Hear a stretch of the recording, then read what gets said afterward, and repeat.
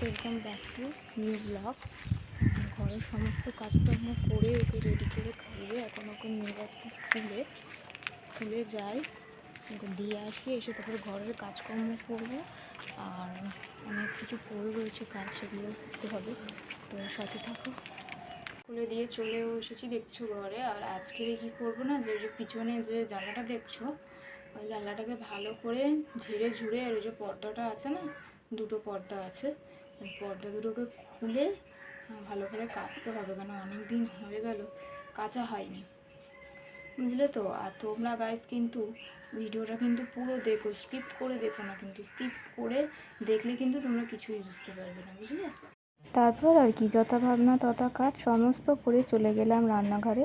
তারপর রান্নাগুলোকেও করে নিলাম, এমনকি মেয়ের টিফিন পত্র সব রেডি করে দিলাম। আর কালকে দুখানা চাদর কেচেছিলাম, আজকেরও গায়ে দেওয়ার একটা চাদর আমি কেচে দিয়েছি। যাতে এই রান্নাগুলো আমি সাত সকালে এই কারণে করে রাখি, যাতে ও স্কুল দিয়ে এসে ঝটপট খেতে পারে। তারপরে আমি চলে গেলাম স্নান করতে।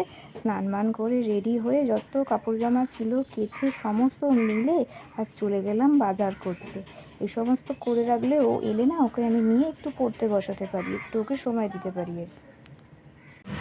আবারও চলে এসেছি, আর ওকে স্কুল থেকে এখন বাড়ি নিয়ে যাচ্ছি। বাড়ি নিয়ে গিয়ে সমস্ত কিছু করতে হবে, স্কুল ড্রেস ছাড়িয়ে স্নান করিয়ে। আমার স্নান হয়ে গেছে, কিন্তু ওকে করাবো, আমার বাকি আছে। আর একদম খুবই টাইট, তো চলো ভাবটা ক্যারি করি, তোমরাও সব।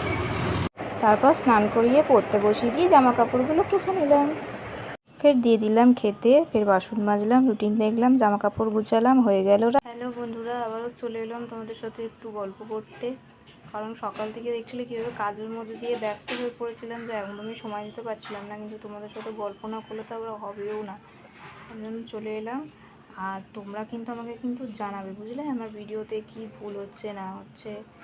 কারণ আমি একটু নতুন, তো তোমরা যদি আমার কোনো ভুল দেখে থাকো তাহলে আমাকে অতি অবশ্যই বলবে, যে দিদি ভাই তোমার এরম এরম ভুল হচ্ছে, বা বোন যাই বলো না কেন বলে দিলে আমি সেগুলোকে শুধরে নেওয়ার চেষ্টা করব।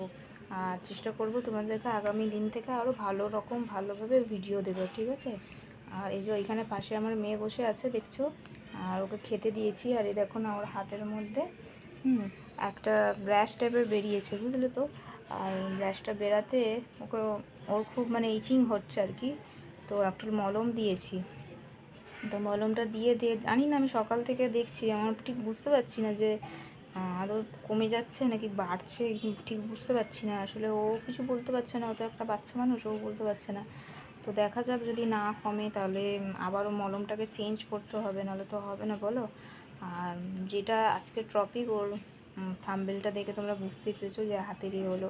ওর না খুবই ইচিং হচ্ছে, মানে সকালবেলায় আমি যখন ওকে স্কুল ড্রেস পরাচ্ছিলাম, তো তখনই আমি দেখছিলাম যে ওর হাতটা, মানে ও খুবই চুলকাচ্ছে আমাকে, তখনও দেখাচ্ছে, মানে তখন দেখলাম মানে পুরো একদম গোল গোল হয়ে রাউন্ড শেপে, মানে চতুর্দিকটা মানে একটা র্যাশ টাইপের বেরিয়েছে, মানে রেড মানে তো হয়ে রয়েছে। ও বলছিল আমাকে এই জায়গাটা খুব ইচিং হচ্ছে, তার জন্য আমি সকালবেলায় এই মলমটা, আমি জানি না, দেখো এই মলমটা নিয়ে এসে আমি ওকে লাগাচ্ছিলাম। তো সকালবেলা অনেকবার দিয়েছি, দুপুরবেলা দিয়েছি, এখন দিলাম। এখন আমার ঠিক মনে হচ্ছে আপনি আগের মতো একটু নেই, কিন্তু বুঝতেও পারছি না যে কমছে কি না বাড়ছে, আমি ঠিক বুঝতে পারছি না। কমে যাবে।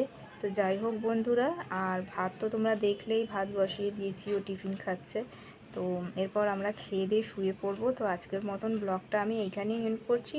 আর তোমরা কিন্তু অতি অবশ্যই জানিও, আর তোমাদের দিদিভাই কিন্তু অত বাইরে টাইরে বেরোয় না, মানে আমি আমার কথাই বলছি।